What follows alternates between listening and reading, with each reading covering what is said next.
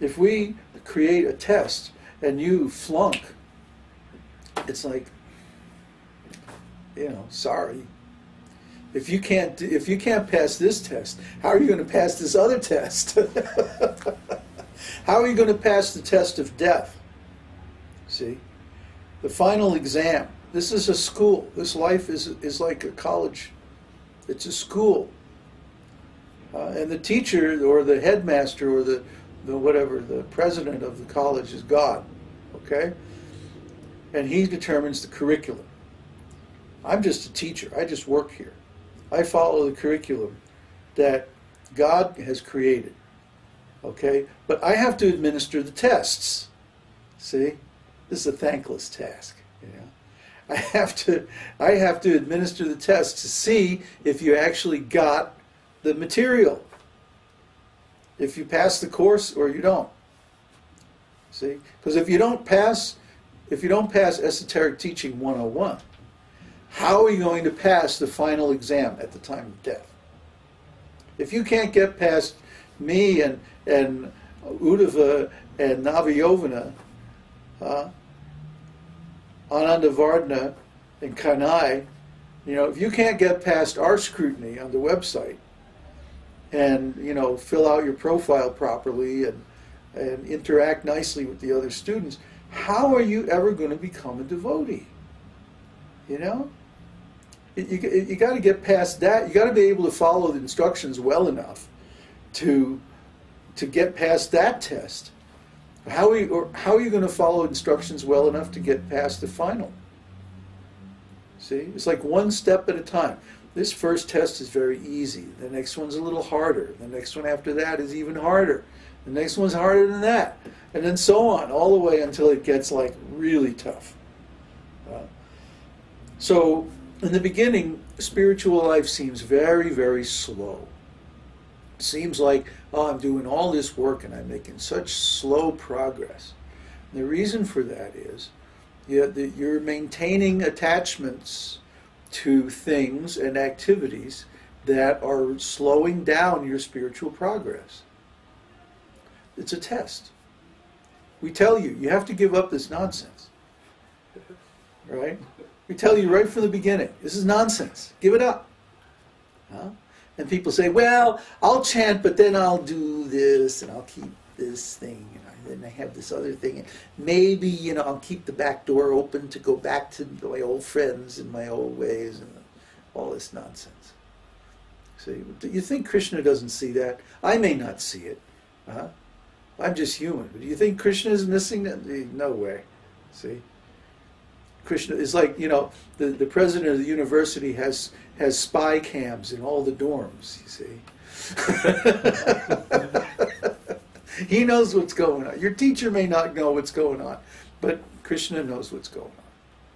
So my job is just to say, okay, these are the requirements, these are the specifications, these are the instructions. Now, we're going to have a quiz. Who's buried in Grant's tomb? If you can't answer that question, how are you going to answer the question at your final exam when you have to confront Kṛṣṇa directly? The questions he's going to ask are a lot tougher than the ones I'm going to ask. See? So you have to get past me first. You have to pass the test of the spiritual master. You have to be perseverant enough to make it through that, or you're never going to make it the rest of the way. So we weed them out. There's only a very few devotees who are qualified to instruct. So we have to concentrate our energy and time on the people who are actually willing to accept instruction. If I'm trying to instruct a bunch of people who don't want to be taught, well, why should I waste my time? I want to see that, okay, at least you are teachable. Then I'll spend my time and energy on you. Otherwise, I don't have time. I have all these other students I have to take care of. Maybe better luck next time, next lifetime, or whatever. It's up to you. If you're perseverant enough to get through those tests, then maybe, just maybe, you have what it takes to go all the way. that's what this is all about. So the next one is renunciation. We've talked about renunciation a million times. You already know that. Peacefulness. Only a devotee can be peaceful. Everybody else, their mind is agitated.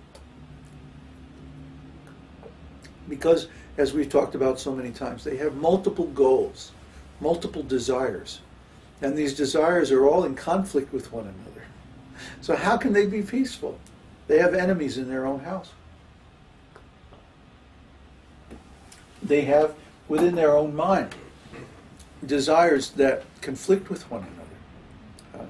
What to speak of people who are supposed to be friends or supposed to be in relationships or supposed to be in families and like that, but they all have some conflicting desires and purposes. So how can they be peaceful? They're always going to be competing with one another, always going to be contending with one another. I want this. No, I want that. Well, let's go here. No, let's go over there. What kind of life is that? Huh? Always bickering and fighting. Huh? It means that we all want to be in charge. We all want to imitate Kṛṣṇa and be the enjoyer and the controller and the doer and the knower and all that.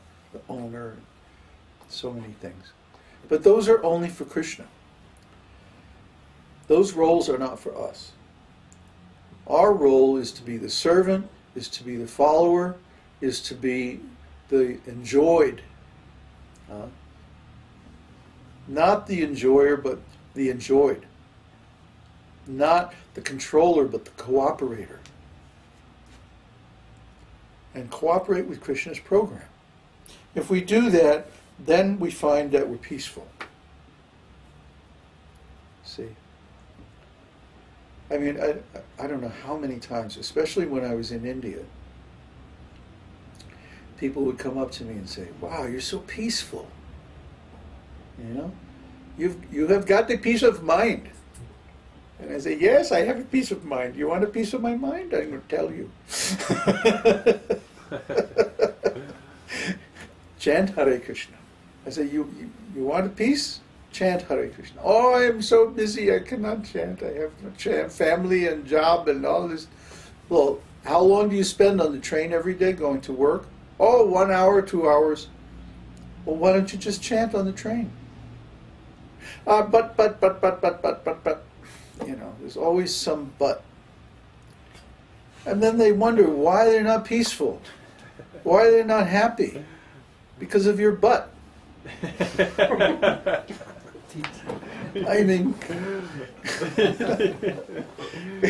if you want to if you want to play games, go down to the soccer field, go down to the baseball field, go bowling or something like that. But this is not about playing games. So when you get these instructions from Kṛṣṇa, everything we're saying, we have backed up by quotes from Shastra. We're not making anything up. This is all coming from Kṛṣṇa. We're just repeating Kṛṣṇa's message, repeating Kṛṣṇa's instructions, right?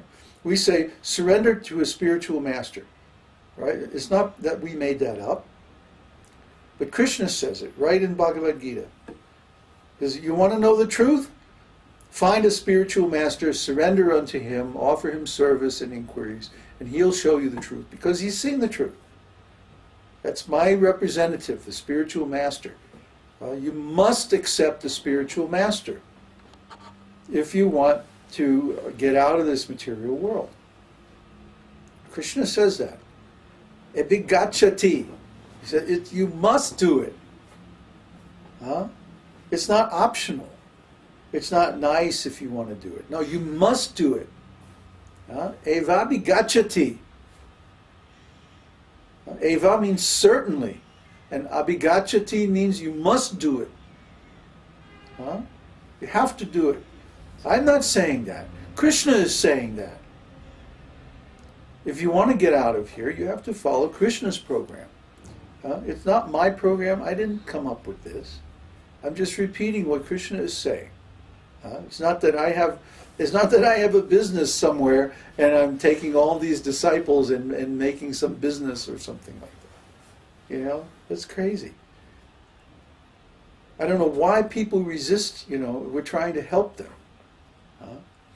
but it's because of false ego. So if they want to be peaceful, then the next thing is simplicity. Simplicity means no diplomatic dealings.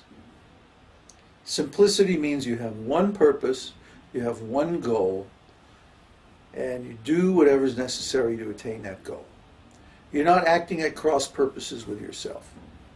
You're not keeping the back door open to go back to your friends or back to your family or back to your whatever your previous nonsense was. You're like committed. You're on the path. Your aim is one.